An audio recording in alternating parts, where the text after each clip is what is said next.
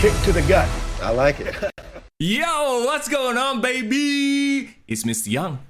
And it's foreign in the building, bro. Yeah. Post WrestleMania blues hitting me hard, man. What's up with you? The funny thing is, remember after WrestleMania, I was like, okay, I need to take a break from wrestling. I will not watch any wrestling content. I did the exact opposite. I started watching like the interviews with Lita, like other content. I watched WrestleMania again. Well, some of the matches anyway. Wow. Okay, catching up on all the. Have you been like catching up with all the post WrestleMania media scrums, all the Cody Rhodes interviews, all the bum? Okay, no, I haven't been that into it. The funny thing is, and this leads into a topic I want to bring up a little bit later on, right? The nostalgia content, right? Like, I feel myself wanting to go back and read about, watch a lot of the older stuff because, Stone Cold came back and brought back all that nostalgia, which, like I said, last week before, it's great that they can do that, but it's not something they can do every single week or every single month. Yeah, no, they are playing with fire in terms of like keep relying on that nostalgia for too long. That is an indictment of their current stars as much as how great it was back in the day, right? That's right. And also, when we look at the AEW side of things, I see a lot of potential, but I also see a lot of mark booking. I see a lot of, I have control of all these playthings and I want to throw everything out there, and we will get to it in just a bit. Don't get me wrong, I enjoyed the shit out of Jon Moxley, Wheeler Yuta, but I have a lot of questions. I have a lot of things to say about that match. So I don't know if you're ready, bro. We're gonna dive right in. No, it's not just all this current wrestling news this week in wrestling. We're gonna talk about what we saw this weekend live in person. That's right, because this weekend, big shout out to the GrappleMAX folks, by the way. Thank you so much for putting on such a fun show. If anything, taking away the stress from our lives, back to work. But by the way, everybody in chat, how are we doing? The Shadow, it's good to see you. Please jump by the chat and say hi. Okay, let us know if you're there and if you were at GrappleMAX FK CVD. Yeah, man. What's up, The Shadow?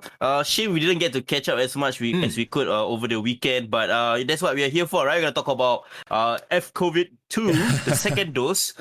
Give our honest thoughts and reviews on the show. Well, I mean, it happens, after a big event like that, everyone is like trying to catch up, right? And invariably, we don't have. One of these days, we'll sit down and have kopi lah, or teh or whatever lah. Yeah, optional. Now can open mask already. That is true. So, okay, this weekend, it was FKCVD live from Jim Craft in Tampines. It was surreal. It was surreal to be back because, like, seeing all the folk from GrappleMAX, I'm like, I haven't seen y'all in 2.5, almost 3 years. Like, some of them literally grew up. It's like a time warp, Yeah. Like, I was just talking to Prabhu. Yeah. I think he was one of our last few, interviewees. Real life interviewees, right? Yeah, back in 2020, right before the pandemic. And like to see things grow. You know what he told me? He said, when he was in shape, then he become fat, then he lose weight again. Now I took in my mind, I was thinking, bro, you actually lost weight from the last time I saw you.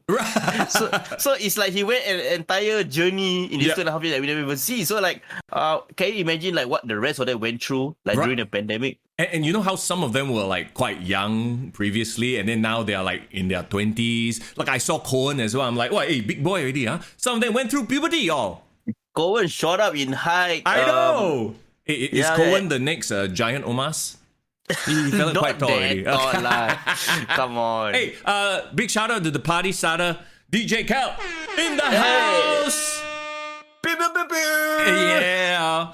Who put on an amazing performance. We will get to in just a bit as we, sort of give our thoughts and our analysis, I suppose, of the event that happened this past Saturday. Yeah, and we have to put some context in. So this is our first proper live wrestling show that we've seen in 2.5 years for local wrestling. We missed the first initial post-COVID show, right? Because it was such a small number of audience. So, and it's my first time seeing GrappleMAX performers wrestling in a wrestling ring. So there was a lot of adjustment to make in that sense. That's true. Okay, so that being the first and most obvious thing, right? The presentation style was different. And I also think a lot of it is chalked up to the fact that there are COVID restrictions. So how previously every GrappleMAX event, you would have everyone sort of get in the ring, sort of like, line up together, like, hey, we are a big family, and at the end of the matches as well. However, we didn't see that. At first, we were like, hey, how come? But then we realized, okay, this is probably a safe management measure deal, right? Yeah. But then it could be. Yeah. And then there's also the fact that, like you brought up, instead of a mat, it was a ring. Did it feel weird to you? Yeah. I mean, I just gotten so used to the GrappleMAX presentation, being so close to the mat, seeing the action up close and personal. In a way, it's one of the things that made GrappleMAX distinct, right? But now that it's in a wrestling ring, it's like almost It's almost like watching TNA 6-sided ring. Then suddenly they are going back to a regular ring. Right. It's not that it's a bad thing, but it's just the thing that made them stand out. So I'm trying to find what is it about the GrappleMAX, like the traditional presentation that can be brought over to the new presentation and make it still feel seamless. Right. Is it you want them to like fight in front of you, hardcore match style, so you can touch them? No. I do not want to like touch their sweat or what. No, not that. I'm just saying that the intimate setting. Maybe it could be something to do with the lights. It was a huge cavernous hall that they were wrestling in. So well, that's the thing. Like we went from the old Juchiet place, right, which was small and very intimate, to this huge area, and there was a lot of like echo because it was a huge area. And you can't pack this out, not at this point anyway, right? Because of COVID restrictions and whatnot. So it did feel a bit hollow. I know what you're saying. The sound affects everything. Sound like dissipates essentially. Yeah, maybe their intention, right? One day, right? They can actually have the wrestling ring in the middle of the hall and have all four sides like fully surrounded, like school assembly like that. Yes. Full attendance. Then that might be really, really awesome. But yeah, in the meantime, like it still takes some getting used to, essentially, in that sense. Be that as it may, though, it was like you got to give it up for the folk over at GrappleMAX, N-Boss, and the lot of them for putting together a card that. Well, that's why they always say cards subject to change, right?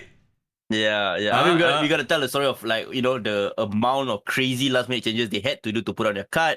Yeah. But you know what? Like they pull it through, and for us, right, we are getting to witness like new talent coming through. It's almost like NXT level up, bro. Yeah, that's right. And especially with GrappleMAX, it's always interesting to see their new talent.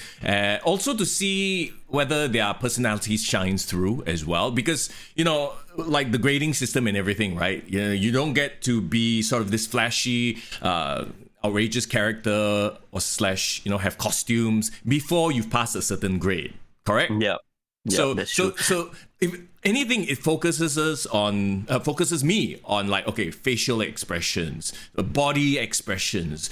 Are you conveying the message of pain or joy, whatever it is? It's all acting. Like they're like legit actors, Yeah, of course they are. They are actors on steroids. I mean, when I say steroids, I mean metaphorically. They have to act over the top. Yeah, it's almost like theatre for them. It's theatre. It's a theatre performance, a physical theatre. So let's jump right into the card. All right, first match, kicking things off hot. We got Julian and Joseph. I don't know if they should just call themselves J&J. Hey, J&J Security. J&J Security. Alamak.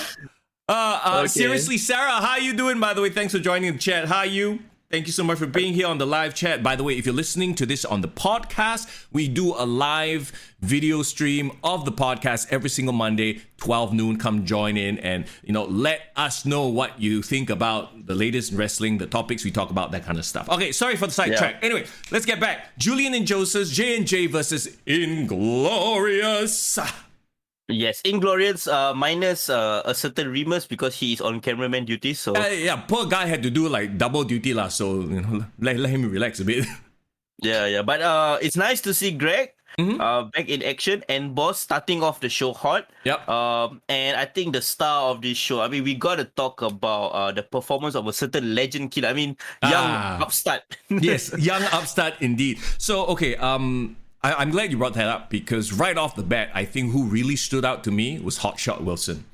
Like immediately, when we talk about body language, like everything he does screams, boo this man. Yeah. And you know what? It's a great 180 turnaround from the first time we met him when he was the Kwai baby face, right? That's right. The funny thing, right? I feel like it's almost bordering on he's too cool already. Like, the cool bad guy, but, not quite like that yet lah. But together with N-Boss, I mean, you can't go wrong with these two. And I don't know, okay, for J&J, I don't know how many matches they've had. Like, I'm not sure how many they've done for, like, in the previous event and stuff like that. Do you know? No, I have no idea anything about them. But I first of all, I was confused because I thought it was like a graduation tag team match, but I realized they don't do such things. So I'm assuming that they have wrestled a couple of matches already. Yeah. In front of audiences. I like the ring gear on the. I don't know whether it's Joseph or Julian that had the Kurt Angle or Michael Cole ring gear, as I'll call it. Yeah, more Michael Cole than Kurt Angle. So, okay, that was a bit of a head scratcher. So maybe one had leveled up already and the other one didn't. That's why the other one had to wear the t-shirt. Yeah. But I mean, anyone on the GrappleMAX, can you guys give us more context on who they are? Because you're gonna be critiquing on their wrestling, but we do not know their stories or anything to do with that. So that would be great. Give us more context. Well, I don't know if we are in the position to critique, quote unquote, the wrestling itself, because I think as a match itself, it was fine, right? We started off with a bit of chain wrestling. We know the GrappleMAX folks love that kind of stuff. It was all good stuff, right? I just thought that maybe they could milk the crowd a little bit more, like sort of facially. I always bring this up because at the end of the day, right, like it's theater, and some of the best performers out there, you can tell a story without doing fancy moves, without doing freaking triple habaneros over the top rope, that kind of stuff. Right? Yeah, man. Yeah, speaking of theater, shout out to Prabhu. What's up, man? He said that Wilson is 97 HBK without the drug problems. Oh boy. Greg, what's hello, up? Greg. Yeah. Good to see you as well. Julian debuted at FKCVD 1. I assume that's what you're referencing and talking about. So very cool. Julian is probably the best grade 1 since Redact. Oh, Sean. Oh, dear. Oh, is since who? Since who? Don't want to say, huh? Don't worry, Sean P. We'll get straight to you right after this. Yes. Smart Dave, it's good to see you as well. It's good to see the whole GrappleMAX gang here. Watching the live stream and everything. It's good to see you, and thanks for having us once again. So back to the match. Like I said, to me, the person who shined the most was Hotshot Wilson. I love his work. I can't wait to see more. Yeah, man. It's not just the moves. He took his time. He took his time to play to the crowd. He took his time to gesture here and there, try to get reactions. Yes. And with that heel work that he does, by the byproduct of it is like we just want to cheer the opposition. We just want to cheer Julian. We just want to cheer Joseph, and try to get them to overcome the two of them. So yeah, that was great heel work done by Wilson for sure. You had to drop the for sure, huh? Yeah, of course. I just maybe more firing up from J&J. I'd like to see a little bit more of that to get the crowd invested. But like you said, I think Wilson definitely shouldered the fair share of getting us to cheer for the good guys, just because he was such a dastardly heel. And talking about dastardly heels, N-Boss Gregory, the end where he hits his finisher and then 1, 2, he pulls the other guy up. Not going for the pin, but actually going for the submission. Ayo! Smart. No, I love. Okay, you know how Greg does it, right? He's a cerebral assassin, huh? Shout out to Triple H. But I love how he's toying with his opposition. And like seeing them in this new environment with the ring ropes, playing to the corners, doing the tags. Like all those things are like new elements they get to play with. And I think I love seeing, I haven't seen Greg Glorious in a wrestling ring since like 2016, right? So right, yeah, if you know what I mean. So like seeing him back in this like wrestling ring environment is just so fun. For a long time, like local wrestling fan, to see him do some of the things that he used to do back in the day, playing the ropes, all the crazy. Like I'm enjoying the rope moves, lah. It's been a while. Right. Clarissa, let me say hello to you as well. Thanks for dropping by the chat. Smart Dave says boo and boss, and yes, the crowd was booing. I mean, muted lah because they're all wearing masks, so that's why. Yeah. There was a couple of hecklers lah. Shout out to referee Ryan. He was sitting right beside us. He was helping starting all the chants. Mister Young and Foreign were busy like recording and videoing stuff for analysis for today's review. If you looked at us and you're like, hey, why is this fella on his phone the whole time? That's because I was writing notes, okay? Yeah, you're being a Dave Meltzer on your side. But don't insult me, please. Don't insult me with that kind of a a name and a reference. Okay, what the heck? Dave Meltzer. Yeah, hey, yeah. relax, bro. Okay, but to wrap up the match, I have it more was a good. objectivity than that. Sure, Mister Young, for sure. Go ahead. But You were yes, saying. but yes, like to wrap up the match, it was a good introduction to J&J. Mhm. It was a good re-establishment of like, okay, Inglorious, they are the main heels on GrappleMAX. And in the 2 years since we've seen them perform, Wilson, like great heel. Like, I can even see him contending for a title in the future, man. I would like to. I would like to as well. Would you say he's not Randy Orton, but he's the Austin Theory of GrappleMAX? So is it time for him to take a stunner from somebody? Smart Dave, please do something about this young upstart. See him sell the stunner, see whether he could.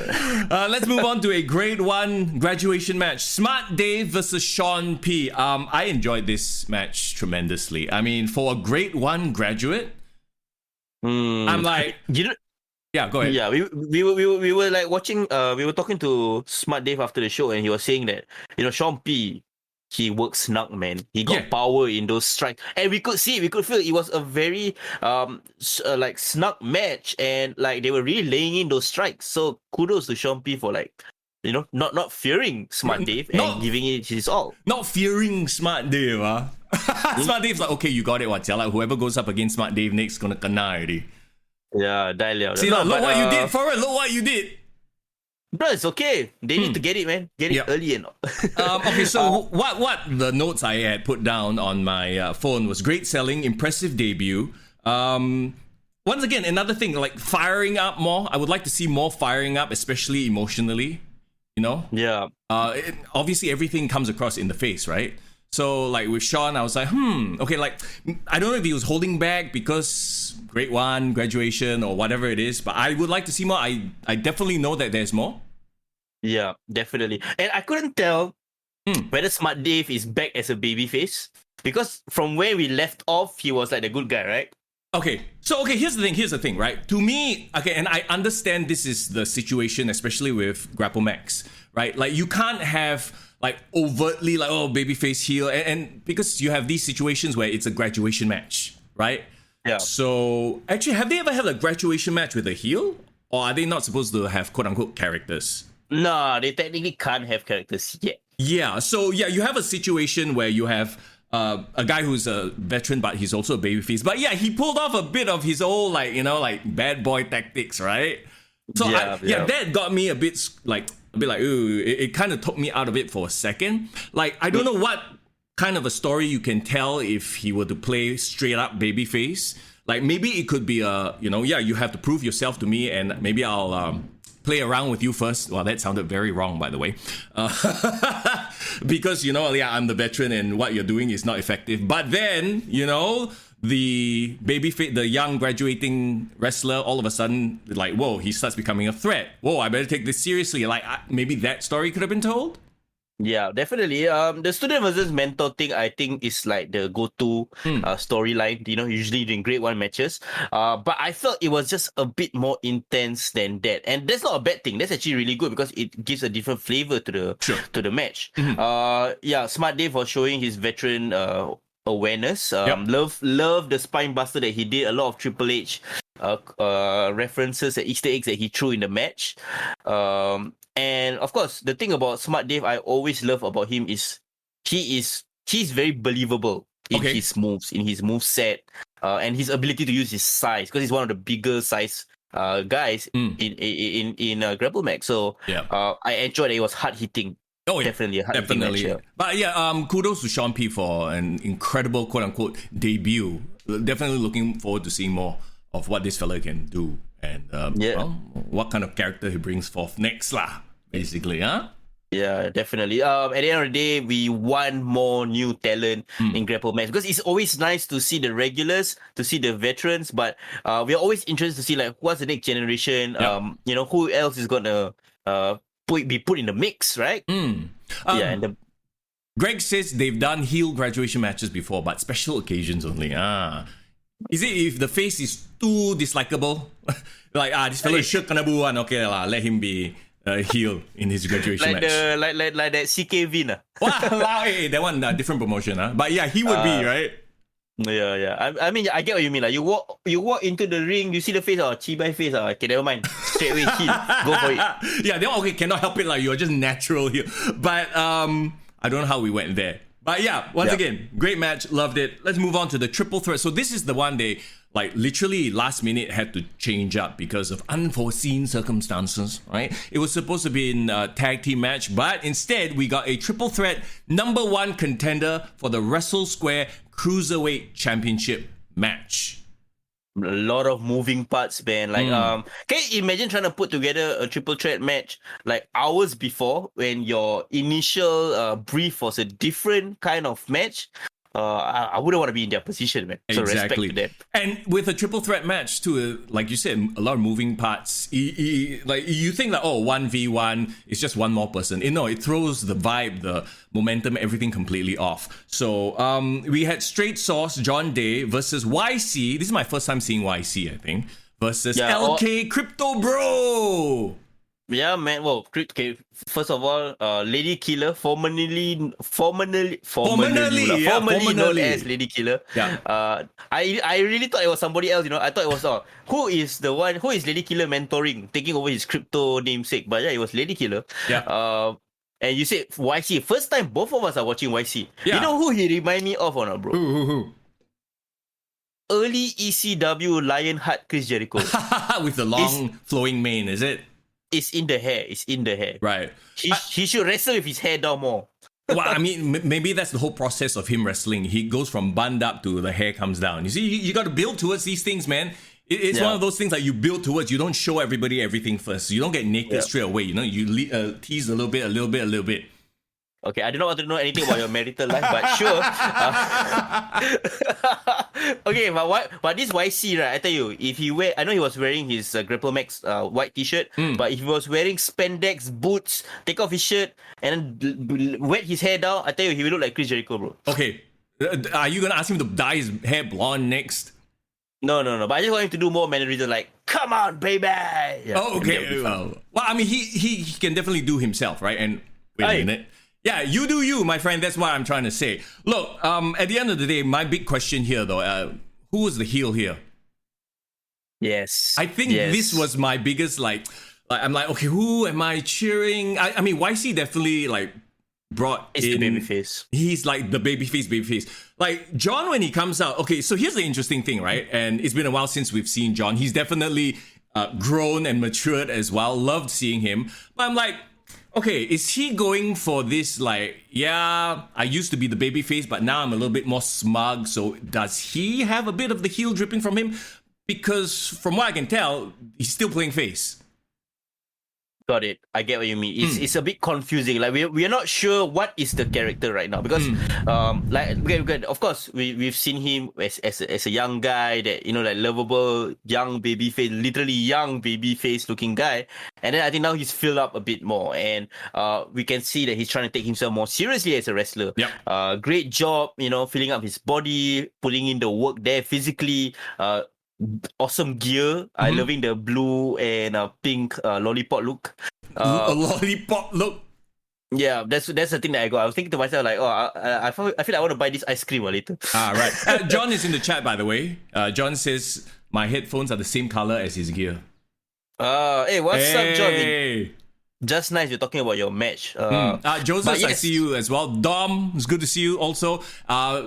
Smart Dave says COVID is the heel. That is smart. That is very smart, Dave. Yeah, well, there's a reason he's called Smart Dave, right? So, okay, coming back to the match. So, okay, my question is like, I don't know if you realize this, but John spent half the match, basically the front half of the match, like out of the match. So it was very interesting. I was like, is he doing it on purpose? Is he doing it as a heel tactic?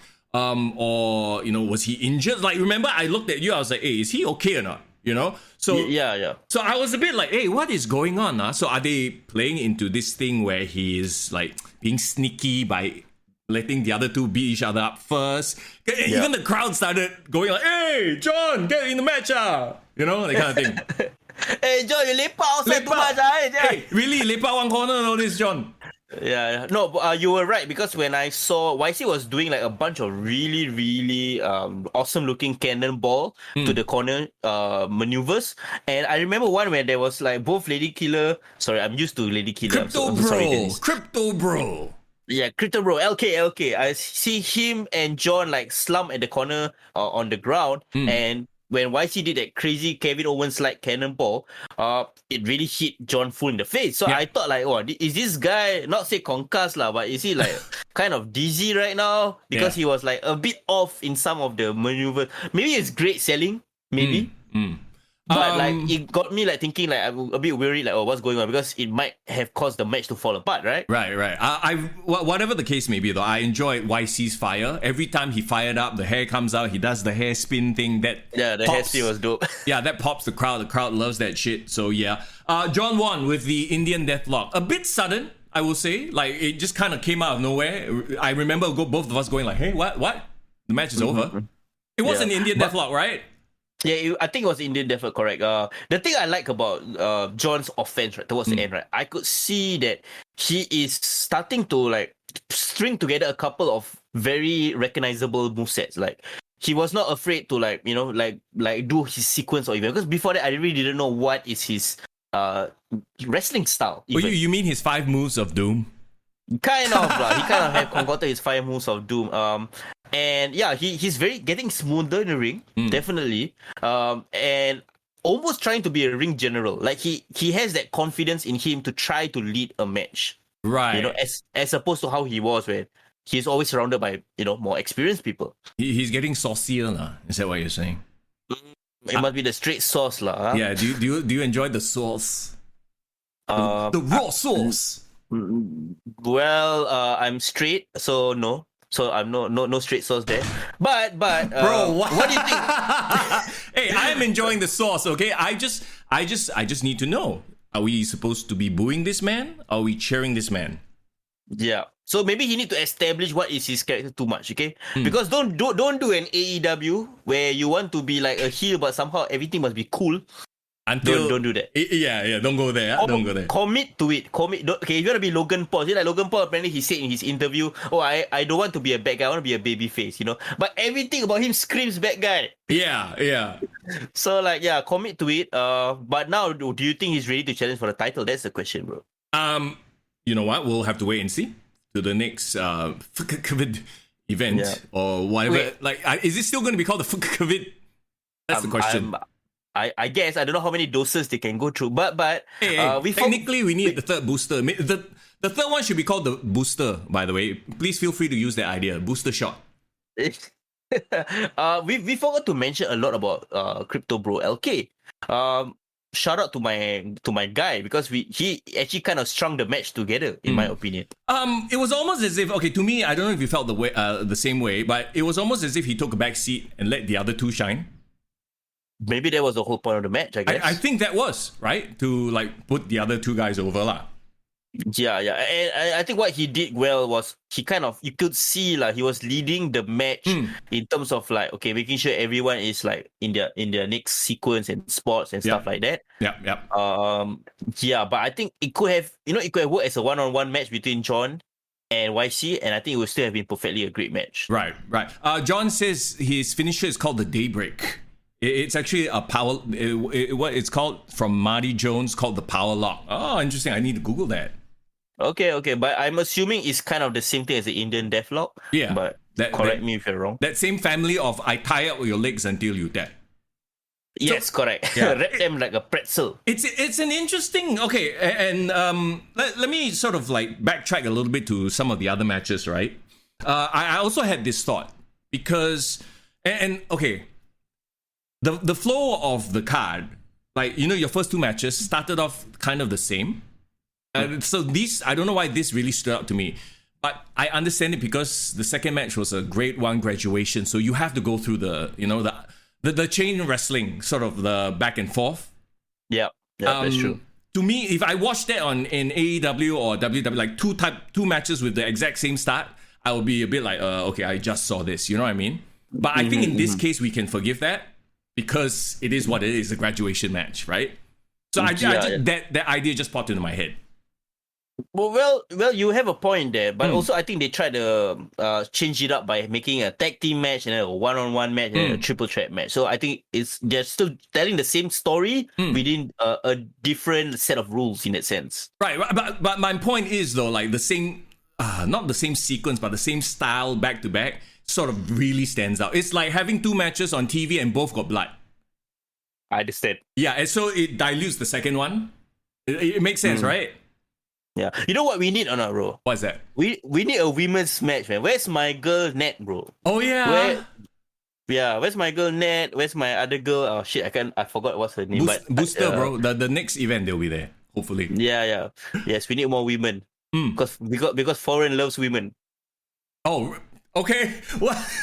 Loves women wrestling, bro. I'm supportive of women wrestling. Women's wrestling. Clap, clap, clap, clap, clap. Okay, so the title match. That's gonna be an interesting one. John versus, John, who is like, you know, remember, like, we just talking about how we are not quite sure if he's a good guy, bad guy, that sort of thing. He's going up against someone who's straight up a heel through and through. Yeah, we have no problem acknowledging that Showtime is the heel. Yeah, so it's interesting to me, lah. So, like, to me, this brings up a situation of, okay, are we sort of teetering that line now with John of he's becoming too confident to the... I mean, do you know what I'm saying? Like, almost like The Rock. You know who he reminds me of or not, bro? Who? Jason Jordan, bro. What the? Okay, you remember Jason Jordan or not? His storyline at that point in time. Yeah. He was supposed to be Kurt Angle's son, remember? Oh, but the crowd was booing him even though he was like supposed to be this babyface, right? Yeah, because he was playing up too straight as this confident babyface, and it got to a point where even Seth Rollins was his partner, but they're like, oh, you're getting too cocky for your own good. Yep. He was about to turn heel. So I think he's like kind of towing that line in a way. Yeah. So, well, I mean, if anything, it makes it more interesting to, you know, like go to the next show and see, okay, what's going on? Is he really going down this path, or is he just gonna, you know, pull away from that and, you know, go back to his babyface quote unquote roots, lah? Okay, let's move on. I'm sad though. Like, I personally was looking forward to see Showtime performing. I got a stake in Showtime. You know, I'm part of his empire in a way. Wink, wink, wink, wink. So the intro, the entrance music, right? I hope I get to see him, or I hope we get to see each other. You know. To make that memorable, unforgettable entrance happen live. So when are you gonna perform the entrance live? Whenever Showtime gives me a call, Corey is always here, man. Just waiting for the call. You know how like WrestleMania, they have those entrances where they get the artists to perform live? Bro. Yeah. Maybe the next Marina Bay Slam, whenever that might happen. Hey, you know what's crazy? What's that? I realized, right? Yeah, this is going back to WrestleMania. You know, the Kingdom song? Yeah. I always wonder like whether like the band, the Downstate, have performed it live before. They have performed Cody Rhodes' entrance live for him to go out where he's going to do his entrance. You go watch it back. It was Revolution 2020 in his match against MJF. It was shit, yeah. It was like, what's up? It was so bad. If the band never tuned properly, or like it wasn't mixed well, it was like shit. Then I realized, okay, maybe that's why Downstate was never invited back to any WrestleMania or performance events ever. Live is tough to do. There have been some really good live performances. I think, okay, like instrumentalists, when they do it live, it's awesome. Like, you know, Nikki Strauss, when she did, whose entrance? Was it Shinsuke? Nakamura. Yeah, Nakamura's entrance. Because, you know, Joan Jett is a performer that's been doing it for eons and generations, right? So when she did, remember Ronda Rousey's entrance? Sounded good. Yeah. But then you throw back to like some of the DX entrances where they got that band to do it live. Chris Warren band. Is this on? Or whatever shit. Break it down. Like, those were tough to listen to, man. Yeah, I get what you mean. Like, some bands sound great live. Like, I remember I really enjoyed Randy Orton's WrestleMania 30 with Rev Theory. Yeah. Like, sounded exactly like the track, you know? Yeah. Some hit or miss. Like, the games, Motorhead, they performed twice. Yeah. Right? One time it was really, really good. One of the WrestleMania, one was really, really bad. Yeah. It really depends. And maybe it could be that day. They weren't having a good day. They missed the sound check. Whatever, like, it could be a million and one reasons. So yeah. So backing track the way to go. Let's talk about the main event. The main event! We have a tag team match, Prabhu and Irfan versus DJ Kal and Christian. A power versus speed match through and through, yeah? That's a great description of the match. I was looking forward to this main event because I know everyone in this match. Like I know all their styles. Even though it's technically the first time seeing Christian perform live, I've been looking forward to seeing him perform for so long. I consider him a good friend, and I'm so happy to see him perform. And your thoughts, bro? Come on. The first thing I thought, well, not the first thing. Like once the match finished, right? The first thing I thought was, I wish they milked the power versus speed a little bit more. The thing of getting the big guy down. Because getting the big guy down happened within the first few minutes already. So I was like, I feel like that was a wasted opportunity. I feel like it could have been something where they work, the two fast guys work towards getting, Irfan or getting Prabhu down, because they're the big guys, right? Immovable objects. Sort of a vibe. Yeah. Make it a bigger occasion that they get to knock them off their feet. Yeah. And like they have to do tag team moves to get Bulldozer down, for example, and that's the only way they can get them down. And then after that, transition from there so that you build that crowd energy to when finally they get them down, it's like, wow. So I wish I saw a little bit of that in there. Yeah. I mean, it's a great point that you brought up. I thought it was a well-worked tag team match. They might not have played to their size and speed kind of combination as much, but I love the moves that was used in this match. I tell you again, big fan of Christian. Always thought he was going to be great because I know he's athletic. He wrestles. He loves his Trish Stratus, bro. He got so many homages to Trish Stratus in his moveset. I was wondering why his friends brought a Trish Stratus poster with his face on it. I was like, what is going on there? There must be a story there. So I guess this is the story. Like, he's a huge Trish Stratus fan, huh? Yeah, he's a huge fan of women's wrestling. Okay. And I think if you remembered, I told you before that he had like a gymnast background, or he was very athletic growing up. So I'm not surprised he was throwing in Hurricanranas off the bat, doing Trish's bulldog move. I love it because it's this new added dimension of athleticism in GrappleMAX, right? We've never had it before. I know you were making fun of my pronunciation of athleticism. very hard, bro. I think you added an extra inside. Athleticism. Bro, I'm just gonna power through athleticism. It's all good, brother. It's all good. Okay. What else from the match really stood out to you? I think it's just that you know what to expect when it comes to DJ Kal. You know what I mean? I love his fire. We've seen his growth. 2019, he was first awarded the Marina Bay Slam winner. And now I think he really is the ace of GrappleMAX in that sense, because his matches are just so well worked. Great moveset, great fire, great expression. He could really rile up the crowd. He's really the baby face in this company, in a sense, but again, though, I go back to this, right? The last time we saw Prabhu, he was a face. Bulldozer face. So again, we had this weird dynamic of who do we cheer for?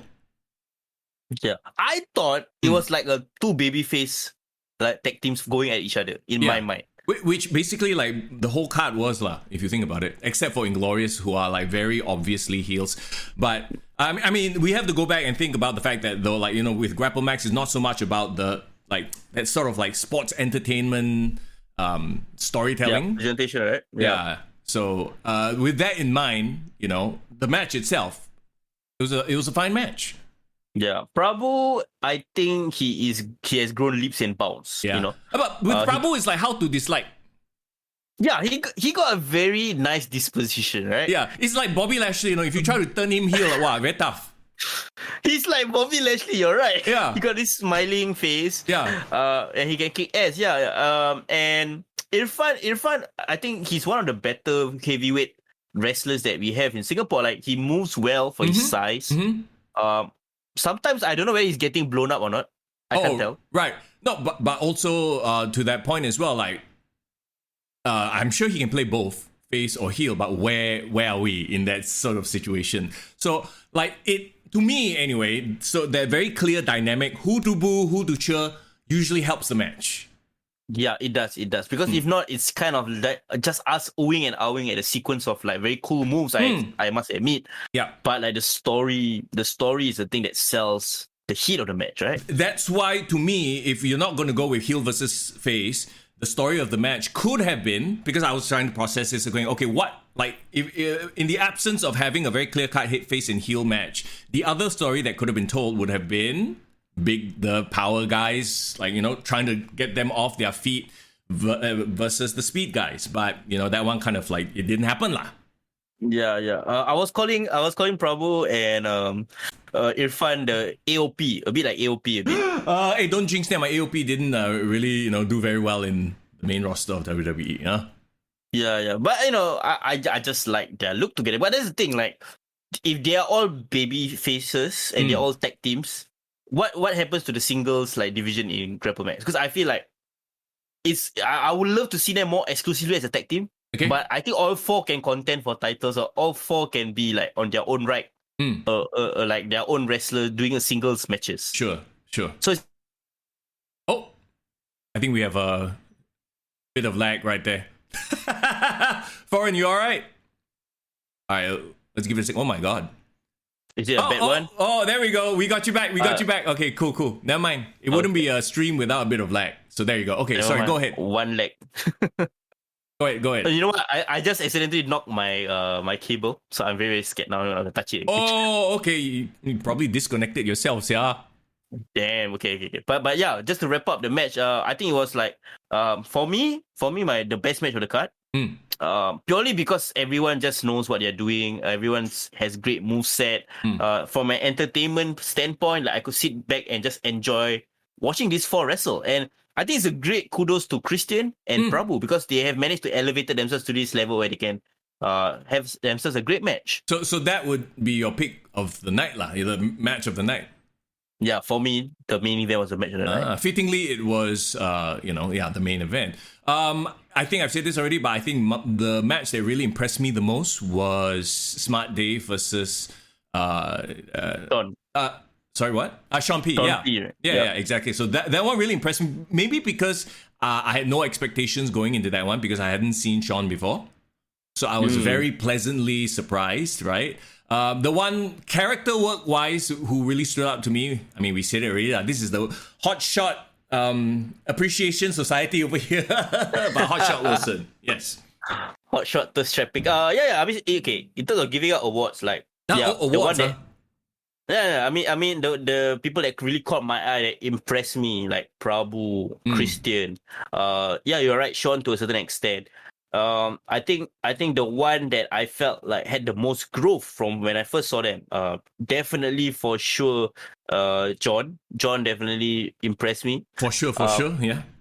Yeah, the one that I didn't have any expectation, I don't know what to, like, who they are, but he gave off a great impression, like, coming out of the show. Like, I want to see him perform more. YC, I gotta keep my eye on him, man. Chris Jericho. That's another one, yeah. Yeah, for Joseph and Julian, right? I think it's not really they didn't perform well. I was just trying to understand their character. There was a bit of overacting, I would have to say. Certain parts, okay. Yeah, certain parts I think they're trying to sell the moves. Yeah. But they sell the moves to the detriment of actually letting the moves flow. Okay, like for example, right? Yeah. I can't remember who's the guy with the Michael Cole singlet. I'm assuming that's Joseph, right? Yeah, I don't remember. Okay, but I'm so sorry. But when I remember, like, okay, there was a move that was being done. He played to the crowd, but then his face was like, right. When he could just straight away execute the move, because like the guy was just like stumbling behind. Yeah, you know what I mean? Like it kind of almost went too theatrical for my liking. Okay. Yeah, but these kind of things is I think once you get used to the flow, the pacing of the match, there wouldn't be an issue. But like, sometimes you try not to sell things too long to the point that hey, come on, the guy just there, attack him. Right, you know what I mean? It's a real fine line, isn't it? Like, you do it too long, it looks a little bit hokey. You don't do it at all, you are not, telling the story, right? And that's why when you see people who have done it for a long time, who have found that fine line, and it's like a razor's edge. rest in peace, Scott Hall. You have to, with any sort of a skill, you have to, practice and practice until you get so good at it. And the fact that this is like the first time we're seeing them, I think we have to give them credit for that. Yeah. But I also, at the same time, I totally get what you are saying. It's not easy to be able to act like you are in pain without overdoing it. Yeah. Yeah, that's true. I think the crowd was also missing Guru's section. We kind of saw Guru after the show. He wasn't wrestling, but he was there. Because I remember every time Guru had matches, right? He had a bunch of his friends come over, and he was like the most raucous, like crazy, chaotic kind of atmosphere. Yep. And maybe because it's the fact that it was a small, intimate atmosphere in the previous venue, but like here it was really quiet, and it was like almost like a Japanese kind of crowd. Well, like I said before, because this is just the nature of the venue. It's a big venue. All the sound is dissipating. It's like, when you go to WrestleMania and it is an open air stadium, the sound dissipates. So the performers, and in interviews they've said before, like it sounds like the crowd is not reacting, but they are. It's just the sound disappears because it's such a big hollow space. Yeah, right? yeah. Or maybe we are just getting used to like going out and about. Like we scared to make noise. Everyone well behaved, wearing the mask, Yeah. So like the atmosphere for me kind of affected my enjoyment of the show. Okay. Because I felt like the crowd, it wasn't a wrestling crowd. It was a friend coming to support friend crowd. Okay. But nothing against it. Like I think that's great because they are new to wrestling. They might enjoy it.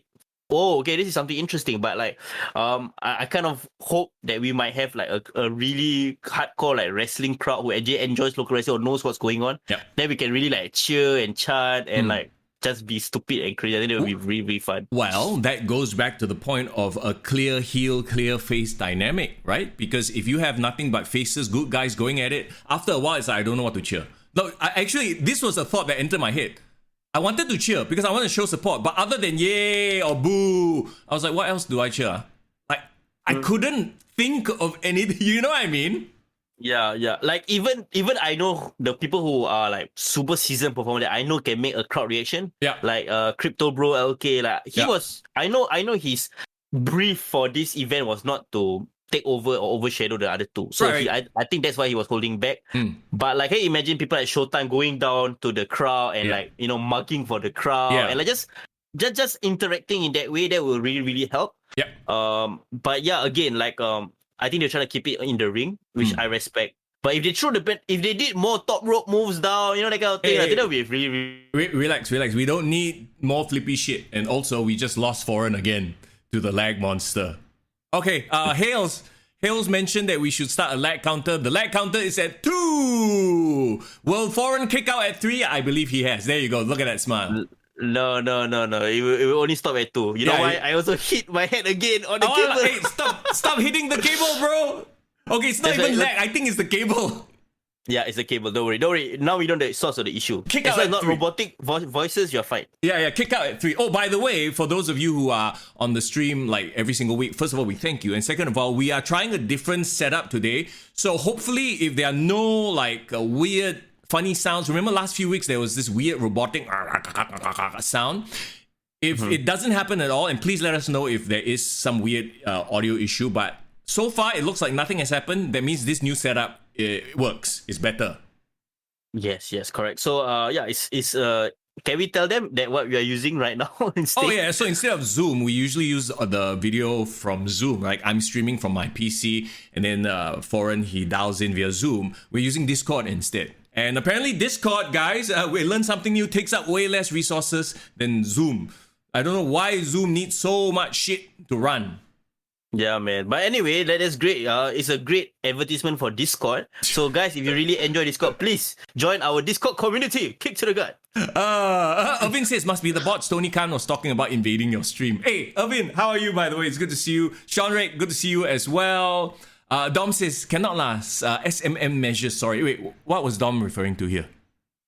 Is it social media distancing? Social media? Yeah, we should distance ourselves away from social media once in a while. That shit be toxic, y'all. SMM measures, what does it mean, Dom? Are you talking about like safety distance? Safe management measures lah. Okay. So that's why you can't like wrestle in the crowd and touch people everywhere. Yeah, I get it, no problem. I'm sure that will come back once, things clear up and stuff like that. So all in all, it was great heading down, seeing everybody. Love the vibe. I mean, GrappleMAX rarely disappoints, right? So it's just like, honestly, like for us, it's like, okay, we're thinking of things to nitpick. A great reintroduction back to like watching local wrestling live again. From what I hear, this is gonna be a monthly thing. Yeah. So that'll be awesome. So we're looking forward to like more regular wrestling shows. I think we just need to get back in the momentum of it, lah. Oh, Dom was referring to top rope and interacting with the audience. See, Also, let me bring that back. We don't need like a billion top rope flippy shit bullshit. Like, stay away from that. Stick to the basics. Good old pro wrestling. Mister Young is no fan of the Young Bucks and their flippy shit.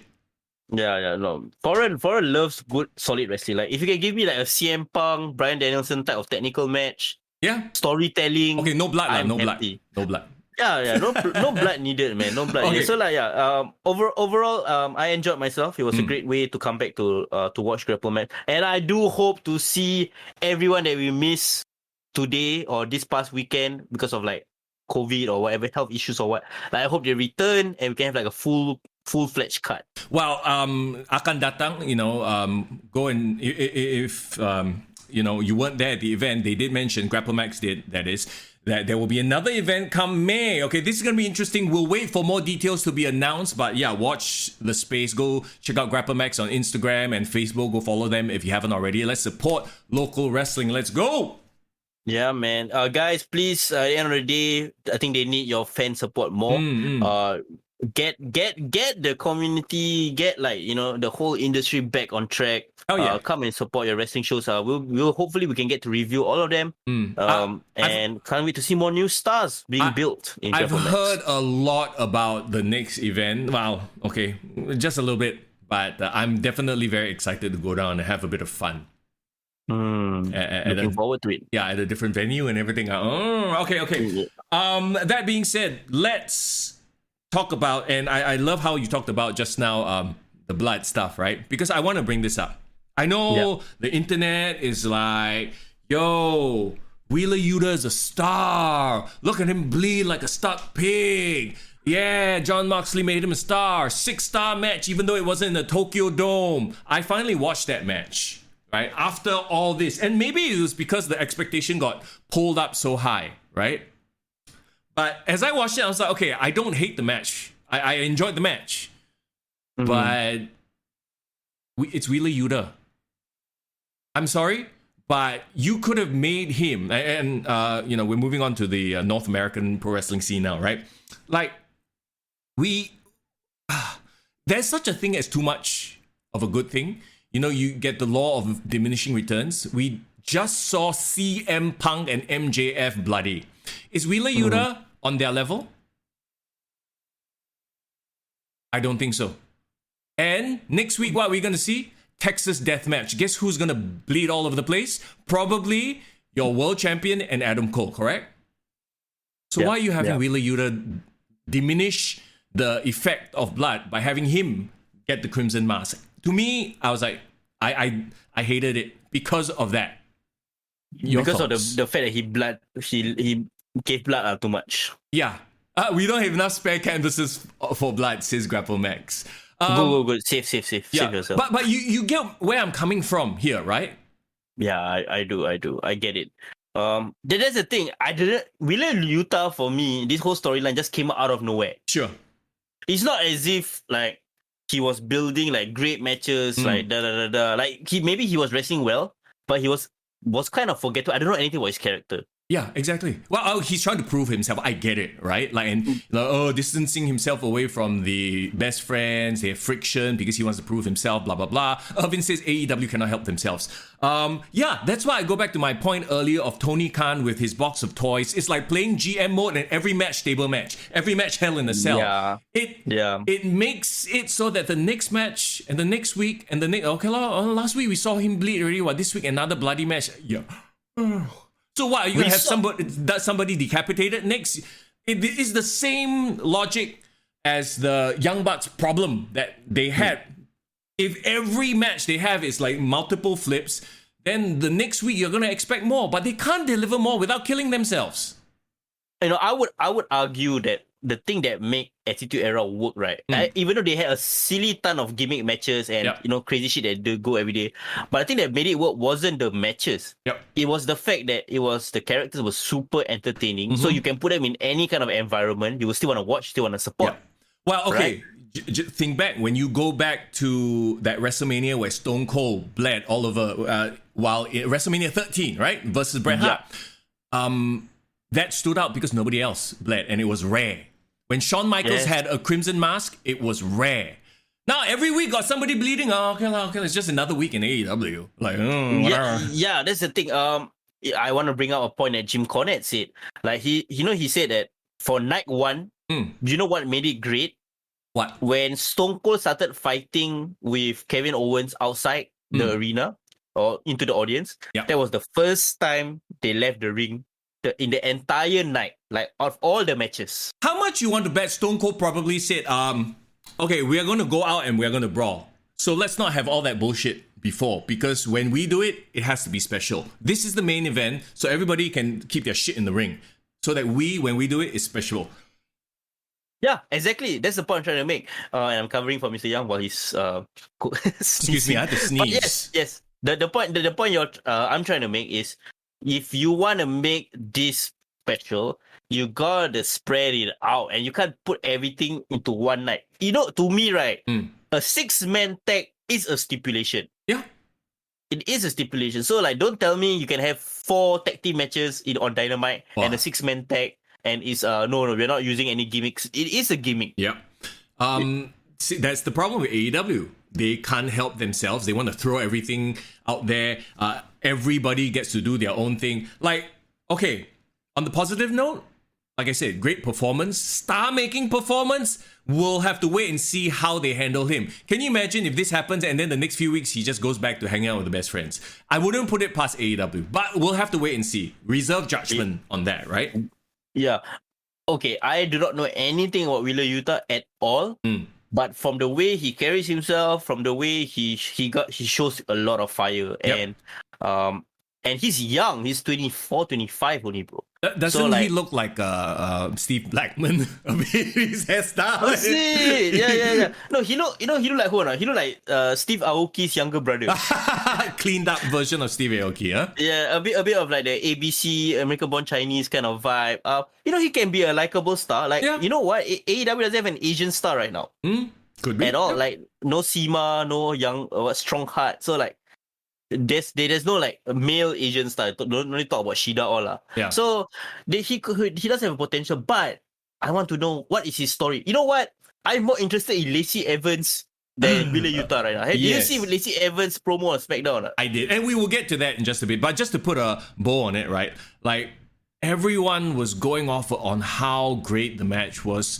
It's like, it's Mark thinking lah. Mark mentality. Oh my god, yeah, he's the next star. You just watch in a few weeks whether they drop the ball completely. And you've just heard your Texas death match next week, because I guarantee you somebody's going to bleed and it'll lessen the impact because Wheeler Yuta bled on a Friday night. We just saw a Texas death match with Lance Archer and Hangman Page a few months ago. Is he the Texas death match guy now? Like, he's a cowboy, so he does Texas death matches. Also, he comes out in a Tesla with horns. The fuck is that? Well, apparently they're gonna have their Dynamite on not Dynamite, their Rampage live in Texas next week. Well, so maybe that's why. I get it, but still, you just had somebody bleed. So this negates everything. I don't know. It's like people. I guess fans will be fans. They can't look at it objectively in like, how is this going to affect next week's programming or the last week's programming? They're like, it's just like this cool match and everything else forgettable. Okay, would you say that, because of like WrestleMania just come by, you're starting to like appreciate certain things that WWE does? Or would you say that certain things about AEW is starting to turn you off?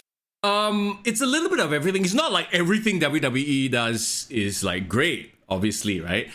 What it is now I'm starting to appreciate the the veterans who have pull, who will do the right thing and say, okay, don't do this, do that. Like I said, when CM Punk had his program, when Daniel Bryan had his program, it made the show altogether better because they were saying no, yes to certain things. Now, once again, CM Punk is taking a bit of a break. His storyline is kind of over. He's going for the belt, but it's sort of like a rest period for him, right?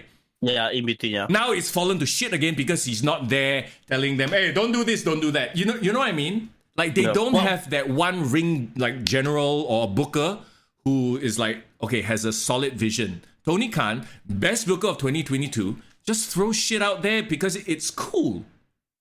Yeah, not because there's like a story to it or to see what's like he's trying to see what sticks. You can tell. What does it mean though that they are relying on Bryan Danielson in his 40s, CM Punk in his 40s to lead the show? I think they should give them, or maybe they don't even want the responsibility. Maybe they're just there to, work their programs and have good programs, right? That could 100% be the case, but maybe tap on someone like a William Regal to book instead of being a mouthpiece. Because Daniel Bryan can talk. John Moxley, I find his promos irritating, but he can talk. He has the whole like raving lunatic, whatever, okay? They technically don't need a mouthpiece. I'm actually angry at who? Hangman Page. Oh God, angry? Yeah. Okay. Go ahead. Why? No, I'm angry. Okay, for example, right? Who's their in WWE? Who is their undisputed full-time top champion, leading the show, leading the brand? WWE Brock or Roman Reigns Yeah, Roman Reigns, right? Yeah. You can see Roman Reigns accept the responsibility. He is only 35, 36. He's in his prime. Yep. He is leading WWE. You know. Yeah. Hangman should be doing the same thing, but he's not. He doesn't have the experience. He doesn't have the experience. He doesn't have the clout. Yeah. He's like John Cena in his early iteration. He's not the man of the company yet. Well, I mean, Go ahead. No, I because I was thinking, right? I was comparing his reigns to like even John Moxley and Kenny Omega. Kenny Omega ran the show. You could tell Kenny Omega, like, he made the show about him. Yeah. I don't know whether Hangman is just too nice or like he's just listening to instruction, but he's not grab the competition by your throat and squeeze the life of the competition. I don't see that. I am gonna lead this brand. I'm gonna make it the best brand ever. Like he's just, let's be nice. You know what I mean? You know what I mean? Yeah. I know what you mean. I mean that's not necessarily his fault too. I guess like to me the fault, the quote unquote issue here is booking. That's all it is. Right? And they booked him into this weird position where he just randomly comes out and Texas Deathmatch, I'm angry. Like, what the fuck? Oh, yeah, okay. So, Irvin says Hangman looks too eager to be a prop or part of the show. Like, ambition can't. Yeah, that's to Foreign's point, right? Dom agrees that Regal should have more involvement. And yeah, not just on screen, backstage. He is like, tap on his mind. He made NXT... like this amazing, the Black and Gold brand, not 2.0. He made NXT must-watch wrestling. He can do the same for AEW. Tony Khan, once again, he's got all these toys, and I just gonna put the toy suite, like all my toys, I just display there, but I don't have an actual use for them. Instead of putting it to use, I just display there once in a while. I cut out one Matt Hardy, I cut out one Jeff Hardy, and there's another, like, oh my God, talking about best booker of 2022, the Hardys, freaking tables match with Butcher and the Blade. Like these fuckers only have how many matches left? Why are you wasting them on the Butcher and the Blade? On TV? No, it's not just the matches with random people. They are putting themselves in tables matches, gimmick matches, no holds barred matches, every single. What's wrong with them? Jumping off like freaking corridors and shit like that. I'm like, hey, hello, y'all are the Hardys. Like, law of diminishing returns. The crowd is just going to get bored of them after a while, so don't have them on TV. Have them cut some weird Brother Nero promos. If you want to work a program with the Butcher and the Blade, that's fine. Nothing wrong with that. But build up to it. Oh, no, tables match. Huh? Make an occasion out of it. Yeah. How many times have they wrestled? 4, 5 times already? Yeah. I don't know. They just came into... Jeff just started... So I'm like... What? They have so many more matches in them. Milk them. That sounds weird, but yeah. Don't waste them. Like I said, This is just, we just signed them, let's throw them out there. Sort of a mentality. You know who I really am quietly excited for, but I'm very, very scared for at the same time? Who? Samoa Joe. Okay. Samoa Joe. I love that you bring that up because I feel like Samoa Joe is the type of guy who will say no. He will be I'm not so worried because he's probably responsible for this feud with Jay Lethal, which I'm like very interested in. You know they have history, right? Yeah. DNA. Mentor. Samoa Joe is Jay Lethal's mentor. And finally, thank you, Jay Lethal, fucking solid worker. And he's been on TV before, so there's some sort of recognition. He comes to the AEW first match, lose. After that, job all the way. Yeah, that's the thing. I felt like Tony Khan got Jay Lethal in AEW, not because he had something for him, it's just because he wanted to get him. Yeah, you know, another shiny toy to put into the display. Yeah. So for me, right, you know what they should do? Throw half of the AEW roster, throw them to ROH. Yeah, the ones that ain't doing shit, like the Varsity Blondes. Yeah. Fucking Butcher and the Blade. Let them just work in this shit, you know? Yeah. Get themselves over there. Even the ones that you think are good but kind of need some seasoning. You know what? Wheeler Yuta is already the ROH pure champion. Yeah. Keep him on ROH for as long as possible. Build him up. Yeah, build the reputation, get some miles and understanding of the business. You have William Regal there. Now, you have so many veterans, Samoa Joe, CM Punk, tap on all that. Teach them a goddamn thing or two. Instead of rushing them into programs and having them, bleeding all over, look at me. I'm a... Okay, but if I want to be a Tony Khan fanboy, right, for one day, there is one match I would love to book, now that all three of them are in the company. Okay. Give me a triple threat between CM Punk, Bryan Danielson, and Samoa Joe. Ooh. Just one time. Yeah. Well, I mean, hopefully you build up to it and not just throw the shit out there. Dom says Suzuki Joe match, no build up. Okay, to be fair, that's probably because they only can get Minoru Suzuki for one night. So they're okay, come on, have a match with Samoa Joe. And I know, didn't we put up a poll on the Insta stories as well? Like, how hyped are you? I don't know if you saw my response. I saw. Fucking zero. I was like... Well, tell me that. Tell me why, bro. I watched it. Okay, first of all, Suzuki, if you have never watched New Japan before, let's say I've only watched North American pro wrestling, right? Every single appearance he's made on AEW thus far have been shit. He's had matches with John Moxley that were like fake punch fest. I elbow you, you elbow. Thank God there was none of this at GrappleMAX, by the way. I have to say kudos. There was no fake bullshit like I punch you, you punch me sort of a deal. Like, come, none of that shit because I cannot stand that. This is a performance of a fight. And that shit takes me out of the whole performance of a fight. This is not a fight anymore if I'm just standing there like, you hit me. Yeah, I agree. But Minoru Suzuki apparently is the ROH Television Championship. Yes. That television title champion. So, is Samoa Joe gonna win back titles nowadays or what? And if he wins, does it mean that he's gonna bounce between ROH and AEW? Or is he gonna go to ROH? Yeah. I believe he will be doing both because his official re-debut was in ROH. Yeah. Irvin brings up a good point, and I was talking to somebody about it after the GrappleMAX event. Suzuki feels like a Goldberg coming back for a payday. He's way past his prime. He shouldn't be there. Everything he does now diminishes his legacy. He's in his 50s already, right? Yeah. So it feels like, he's back because he got the name, like Austin comes back. But it's like Austin came back once for WrestleMania and that's it.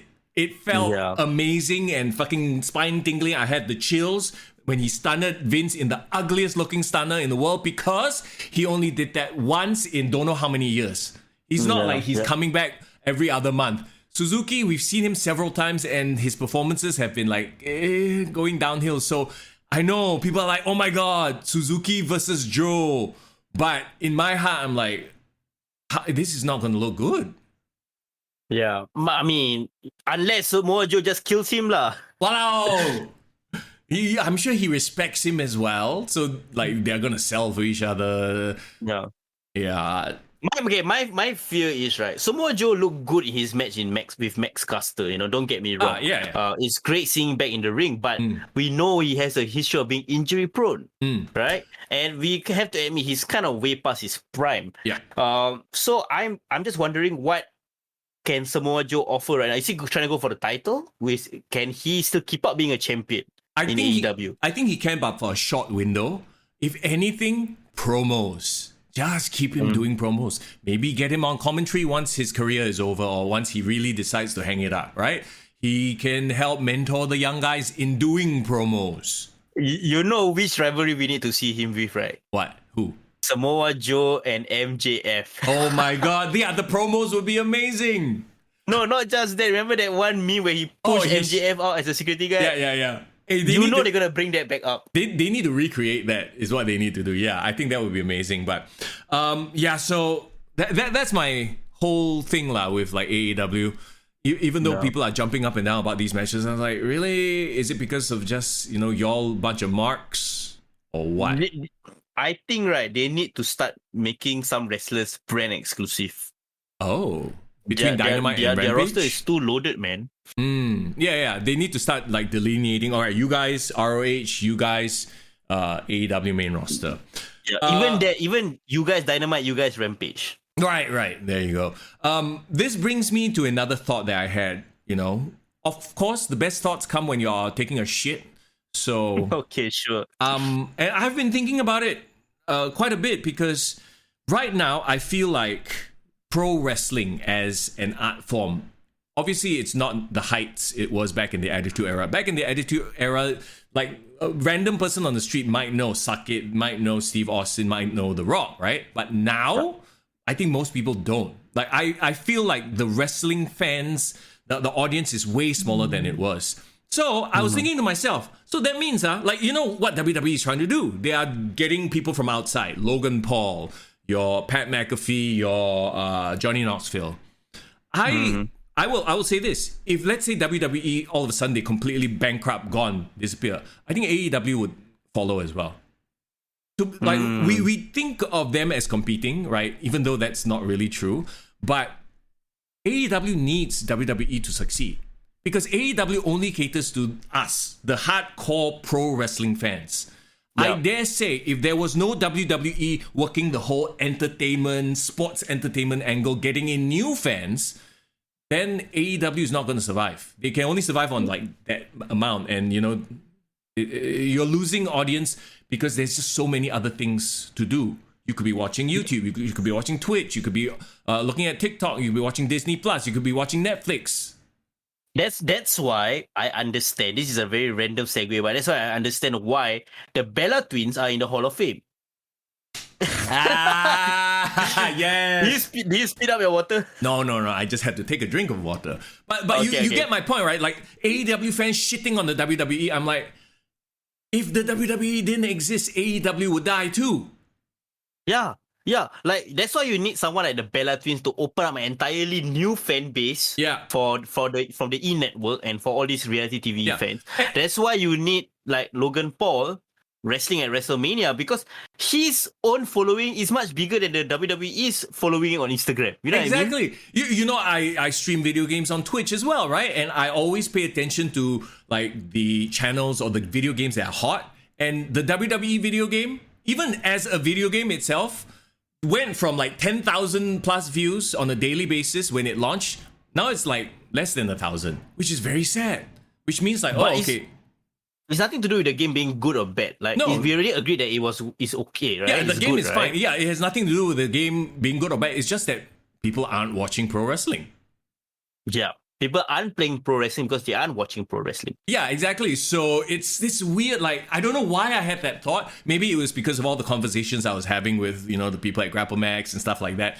But it's funny to me lah that AEW fans, especially the diehards, are like, fuck you, WWE. It's like, no. And they turn their nose up at sports entertainment. Like, they're just, catering to the masses. That's what you need to do, though. You need to bring in new viewers. And then once they enjoy the pro wrestling product, they are educated on it, then they might go over to AEW. But, hey, this product actually not bad, Yeah, so sometimes you need McDonald's to do the job of making people like fast food, so that you can have all your artisanal burgers. You know what I mean? Yeah, and once in a while you enjoy McDonald's. Do you not?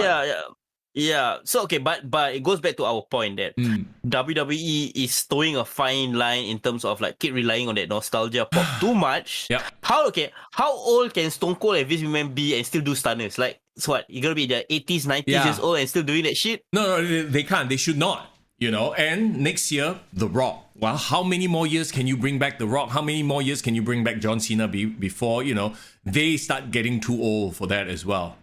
The Rock is turning 50. I know it blows my mind, but he's turning 50 this year. He was born in 1972. So, right, my question is, right, 30 years from now, who is the legend that WWE is going to bring back? Roman Reigns, Acknowledge me. But even then, Roman Reigns will be 60 years old.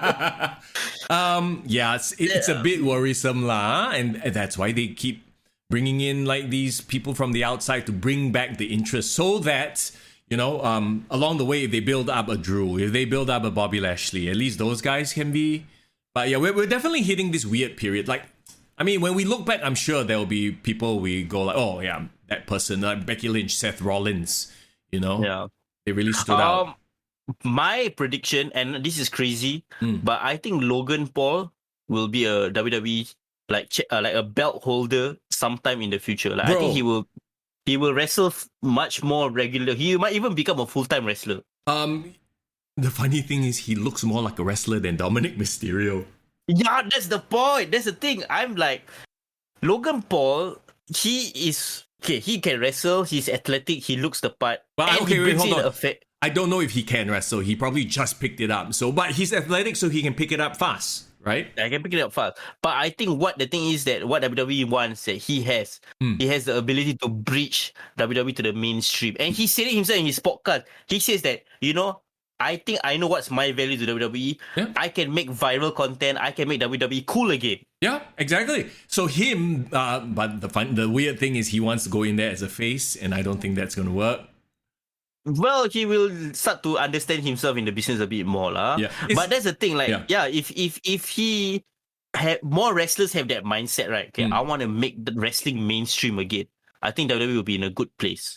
It's this weird dichotomy. Artist who wants to do it for the sake of the art, like, you know, a lot of the CM Punks, versus let's make this mainstream. Let's make this as understandable and palatable. Like I know Jim Cornette shat all over the Sami Zayn Johnny Knoxville match. It was I read an article. He said it was embarrassment to the business, stuff like that.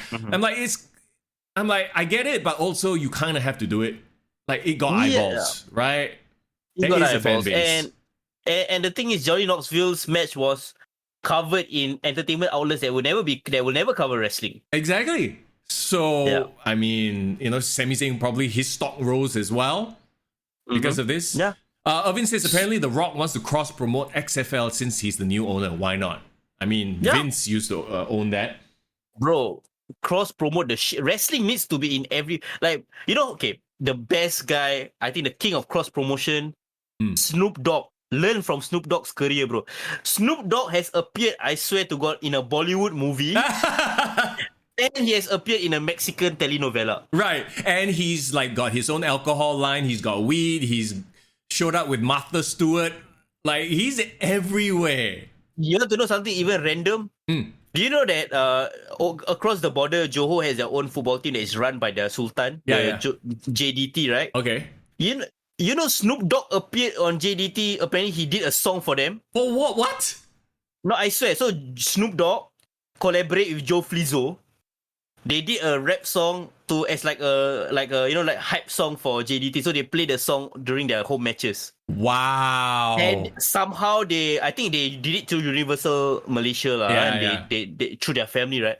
But they actually got Snoop Dogg to appear in a music video, wear a JDT t-shirt, and rap about the Sultan and your highness and all that kind of shit, promoting football. And you know for a fact, since Snoop Dogg know about football. Yeah, he don't know shit. He know American football. That's about it. Yeah, so that's the point I'm trying to make. Is like WWE just needs to just do anything. Like, but one thing I have to respect, WWE embraces social media much more than any other company. Yeah. Any other sports entity. So you know that social media game is strong. Oh, but their mainstream game. To AEW's credit, their social media game is strong as well. They jump on memes, they jump on what's cool and hype all the time. But yes, to your point as well, WWE's mainstream celebrity sort of let's make this draw like their entertainment lah. So going back to the whole idea of they see themselves as an entertainment outlet and not so much a pro wrestling outlet. Yeah. You know what? I think, right? Jade Cargill, bro. Okay. Jade Cargill has the potential to be a mainstream star. Can you see somebody like Jade Cargill walking to the Grammys? I think I can. Yeah, but what else does she do that would entail her walking to the Grammys or be in a bigger platform? Yeah, so that's the thing. Like, I think, okay, maybe, of course, Hollywood acting, that would be the easiest way for WWE wrestlers to transition. Yeah. But the ones that I feel like can become a star just by wrestling, right? Few and far between. They need to be able to kind of adapt and do something else, Hollywood or whatever it is. Well, let's face it, let's be real. It's very hard to be a mainstream star just by wrestling. It is what it is, right? You have to, like, John Cena, go do movies, Rock, do movies. Stone Cold, well, he benefited from a time where everyone was watching wrestling. Yeah. So Stone Cold, I would say, is the last wrestling star that became a celebrity crossover talent just by wrestling. Don't you think so? I agree 100%. Let's see. Sahus, how are you, man? Says, you guys are thinking too deep into pro wrestling's future. Best to think of Elias's brother instead. Okay. And Hales, Thanks for helping us steer the conversation. Yes. Hales says, didn't Snoop Dogg appear in both AEW and WWE? Yes, he did. He was in Cody's. He remixed Cody's entrance music. And then, of course, he's in Sasha Banks' entrance music. Don't forget, he did a move off the top rope in the worst ever frog splash in AEW as well. But hey, still better than, a lot of other celebrities from the past. It's fine. It's fine. We forgive.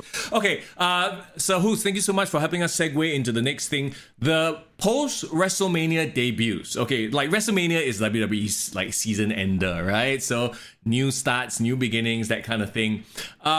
Let's start with Ezekiel. A lot of the comments I was reading was like, hey, so did Ezekiel Jackson return to WWE or what? Yeah, no, I remember like there was an Ezekiel Jackson back in the day, right? He was in ECW, and did he make it to the main roster, like WWE Raw? I think so. Yeah, he was in SmackDown. He was part of the core. He won the IC title for like a cup of coffee. Right. And that's it. It's weird that they just I don't know where this is going. I'm intrigued. It was kind of dumb, but at least I'm like, okay, where are they going with this dumb shit? And again, they put Ezekiel with Kevin Owens, who just was in the main event of WrestleMania. So clearly they got some plans for him, right? Yeah. Okay, so his whole thing is I'm the brother of Elias. So next week, are we going to see Elias come out? And then, like, are they playing some sort of a weird, this is almost like a throwback to freaking Superstars. Like these, is he playing two characters now? Like, what's going on? So are he gonna paste back his beard? Yeah. Like glue back his beard or what? Put a fake beard, put a wig, and then like, oh yeah, last week you saw my brother. And then, can you imagine if Ezekiel/Elias wins the tag team championships? Oh my god. But only one of them. Maybe he's gonna play like Three Faces of Foley character. Who knows? Yeah, but hey, if anything, like I said, as stupid as it is, I'm interested to see where this goes. Maybe he really does have a brother that has been training for a long time, and maybe he does look like him. And then maybe they could do twin magic, but it's Elias and Ezekiel. I don't know. Okay, one thing about his new presentation, right, bro? He looks like a classic 80s wrestler. He looks a bit like Lex Luger, don't you think so? Lex Luger? Really? No, hey, Elias or Ezekiel always had the body. Like we always know like he was like a jack guy. But this really made him look like a narcissist, like that very clean cut 80s wrestler where it's all about the tights and the body. Yeah, that's because his ring attire is literally just tights, clean shaven face, mid-length hair, and the body lah. Yeah, he looks a bit like Texas Tornado if you think about it. A little bit, yeah. So we'll have to wait and see where this goes. Yeah. Yeah, I mean, interested, curious, but like roll my eyes a bit lah. But sure. Okay. Talking about did you roll your eyes when finally making his debut on Raw? Veer Mahan is here. The crowd pop, legit pop. for Veer, okay? Bro, you know what? I think they did their job, bro. They made Veer a hype. You know, like a hype part of Raw. You know, like people want to see Veer now. Yeah, and they're starting him off right by having him destroy. Remember we talked about how Omos should have been destroying a babyface, like literal babyface in Dominic Mysterio. So Veer did exactly that. He comes in and just annihilates Dominic, and then now we are going to see Ray versus Veer next week, right? The difference between Veer and Omos, Veer looks like a killer. Okay, yeah, sure. Even though Omos is like so much taller. Yeah. Okay, Veer got the size, right? He looked monstrous. Yeah, aggression. Aggression got aggression. And then they always say he got the eyes of a tiger. They keep talking about he got the eyes of a lion or a hunter, that kind of shit, right? Yeah. He does look like a Bengal tiger from India. You know what I mean? Like he's just gonna pounce on people. You know? Yeah. So I do see him potentially being a very good monster heel. Okay, so what is it about Ray always getting destroyed by the like monster heels from India? We got Kali squeezing his head. Now we got Veer probably going to squeeze his head next week or so. He easy to bully lah, poor guy lah. But I mean, the underdog story works, right? Yeah, and you know what? Veer has the support of the audience and social media. We'll see if this sustains or not, because now the joke is over.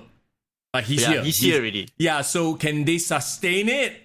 We'll have to wait and see. You know, I'm honestly honestly that he managed to sustain him for so long as a joke lah. So yeah, I'm honestly a bit scared that within a few weeks he'll become like Commander Aziz or Omos. Let's hope not. Speaking of Omos, by the way, Omos now has a new mouthpiece. MVP turned on Bobby Lashley, so apparently this goddamn feud is not over.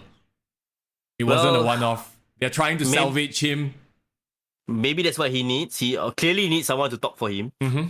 But at the expense of splitting up MVP and Bobby Lashley, though, I don't know. I don't know. We've talked about this ad nauseum, right? The fact that Bobby Lashley as a face just kind of doesn't work. But that's what the storyline seems to be suggesting, that he's becoming a babyface. Yeah. Oh. So I don't know. Okay, but Bobby Lashley is over. Like the crowd respects him. They a lot of them say that he's actually the uncrowned champion because he didn't lose his title. He just got stripped of it because of injury. So maybe Bobby Lashley versus Roman Reigns is a match I want to see. Maybe don't give him a microphone then, huh? Or have him say a few lines and then leave. You know, like every time he has an extended promo, he just loses the flow halfway through. He loses his luster lah. Yeah, it doesn't work. And actually, speaking of Roman Reigns, it seems like the next challenger for Roman Reigns is Shinsuke Nakamura, right? Which is a surprising choice, but I guess it makes sense. And also, they needed somebody to throw in front of Roman Reigns. We all know how this is going to turn out. It's a filler feud lah, let's be honest. Yeah. Come on. So, okay, maybe Shinsuke will be like the 1 month feud. Then after that, Bobby Lashley could be next after Bobby deals with Omos. Maybe. That's the thing. I always think the end goal is, especially after you heard Cody Rhodes' promo on Raw, Cody Rhodes is gonna be in like a crossroads, no pun intended, with Roman Reigns soon. I feel like, okay, with Cody, they really need to bide their time with him. Let him have a feud with somebody else first before he challenges for the title. If not, it seems a bit too soon. Let the audience, and next week and the week after that, when they're in different states, we'll see how the audience reacts to him. Now they're on a hype, he just returned, right? But after these, long promos, like, are the crowd's gonna turn on him again? Give it some time. That's what I say. Yeah. Well, we know Cody Rhodes has a match against The Miz on Raw. So it seems like he's going to be on Raw for the time being. So maybe keep him away from Roman for now. Yeah. I mean, like I said, Roman already has sort of a date with Shinsuke. So that's going to be that. The sad thing is, right, for Shinsuke, like, he has no boogs. He literally has nobody with him. Meanwhile, Roman Reigns has everybody with him. So how? Yeah. A bit sad lah, but the thing is, do you see that Roman is injured? Like, I can tell from his mannerism, he is, Oh, because of the whole arm issue. Yeah, he was having trouble tear. raising his title and all that kind of stuff. So I don't know. I feel like maybe WWE is gonna try to not take the title off him clearly, but try to give you as little action as possible. Well, but it works for him as the unified champion. So this, and somehow now he's hopping between Raw and SmackDown, which kind of sucks, right? But he's probably just going to show up, cut promos. And from SmackDown, I feel like maybe the focus is going to be on the Usos trying to unify the tag team titles, which is very interesting as well.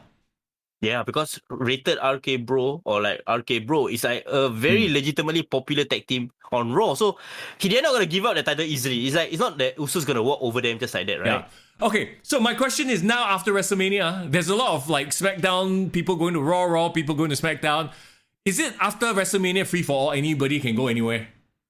Clearly WWE don't give a shit about their roster in that sense. No more brand split for them. It's like they give a shit for a while, then after that, okay, relax, never mind. Let's chill for a bit. Let's have dream matches and shit like that, right? Yeah, that was a bit weird. Okay, wait. Let's try to wrap up Raw. Anything that stood out for you on Raw other than, No, it was Cody Rhodes promo and it was Roman Reigns. Other than that, it's the usual fare. And Ezekiel, bro. Ezekiel, don't forget. Okay, sure. SmackDown, we had the debut of Raquel Rodriguez. It's not just Raquel Rodriguez, bro. It's Ludwig Kaiser. And Gunther, of course. And the funny thing is the crowd was chanting Walter, but the Pat McAfee was like, hey, there's a Gunther chant. I'm like, no, bro, that's not a Gunther chant. It's Walter. Don't even try to trick us. We know. Okay, so Raquel, she didn't really even do much. She just had an interaction with Los Lotharios, right? So is she going to be part of their group? Is she going to feud with them? Because she kind of rejected them. I don't know. It's too early to tell what they're going to do with her. I don't know. I have no idea the point of the name change, honestly. Mm-hmm. As long as they keep her name as Raquel, it's fine. I think even if they shorten the name to just Raquel, I'm fine. Bro, in 2 weeks, it'll be just Raquel. You just watch. WWE loves that shit. Yeah, it's okay. If you can't even decide what is her surname, just get rid of her surname. Screw it. Right. I like that she's on the main roster. I think she's done all she could do in NXT. Mm-hmm. And they need more new faces. But beyond Ronda and Charlotte, who else? So they need more faces there. Do you notice she shows up on SmackDown and she's just basically all smiles? So why are they going? Yeah, she tried to play a bit of smiley good girl again. A bit tough seeing that. Yeah, we all know that she should be this destroyer, this monster, right? When she first debuted. So I don't know, are they trying to make her face? But it's a bit miscast as far as I'm concerned. Yeah. And for now, I'm not too sure what's the direction they're going with. But and plus they need another strong heel. Name me another heel on SmackDown other than Charlotte Flair. Shotzi. Sonya Deville, if she wasn't a GM. Yeah, she's not wrestling. So you know what I mean? They need a solid female heel over on SmackDown. But no, let's bring in Raquel Rodriguez and have her smile. Okay, whatever. But was Raquel a face before she left NXT? She was, right? She was. She reformed with Dakota Kai, remember? She had a huggy moment. I think maybe that was their, she's moving up to the main roster, let her have a cheer before they ship her off. Yeah, but you know what? She wasn't the girl that I was interested in on SmackDown. Okay. Lacey Evans. Lacey Evans, okay. In what I would describe as lingerie, but with army pants. That outfit, I was like, what the? I don't know what to make of the outfit, lah. Yeah, why cannot wear just you want to okay, so her whole idea, and she's leveraging on her actual real life history, being in the army, which is great. This is who she is, right? This works better than her whole Southern Belle gimmick that she used to have. But it's okay to have her wearing conservatively, why must show the tete? Why must she wear lingerie and army pants? This I'm I don't get it. Are they trying to do a thirst trap deal? If she wore a black tank top with the army cargo, I think she would look badass. Yes, but they had to make her look sexy, I guess, and she looked ridiculous to me. She don't really. I mean, she's hot. No question about that. She's gorgeous, right? But the thing is, I managed to look past that because they were smart. They started zooming in on her face. Okay, to the promo. okay, yeah. So after a while, okay, you forgot about that. But like, bro, she has a great story, man. She does. And she's badass. You know, she's proven to be badass. Yeah. And you know the crowd popped when she said United States Marine and WWE superstar. So like, she got an audience, she got a crowd. You know that she has improved in the ring as well. Let her fight Charlotte Flair now. I think it will be a much better match. Wait, hold on. How do you know she's improved in the ring? She's been away for a long time, and the last time she was in the ring, it was like meh. So that one have to wait and tell. I don't think we can say that. Do you remember the last time she was in the ring, what she was doing or not? What? She was flirting with Ric Flair, remember? Oh God, yeah. So it will be a 180 turn when she finally fights against Charlotte Flair. Now she's the babyface. Yes, that is true. Oh, please, I don't believe you brought that up and reminded me of that abomination. But yeah, but that's the truth, lah. So that's what she went through.